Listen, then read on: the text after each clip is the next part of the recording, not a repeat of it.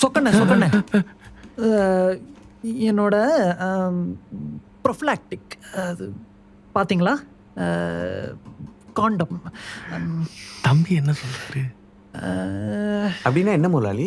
அது கவரு மாதிரி இருக்கும், அதுக்குள்ள வட்டமா, அதுக்குள்ள உரம் மாதிரி ஒன்று.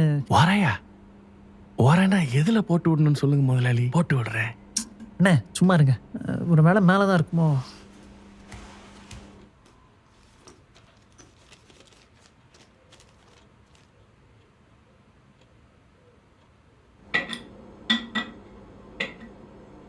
தம்பி நீங்க தேடுறது இங்கெல்லாமா இருக்கும். அது ஒரு வாட்டி இங்கே படுக்க போட்டு எங்க முதலாளி நல்லா தேடிட்டேன். நீங்கள் சொல்கிற மாதிரி பொருள் இங்கே எங்கேயுமே இல்லை.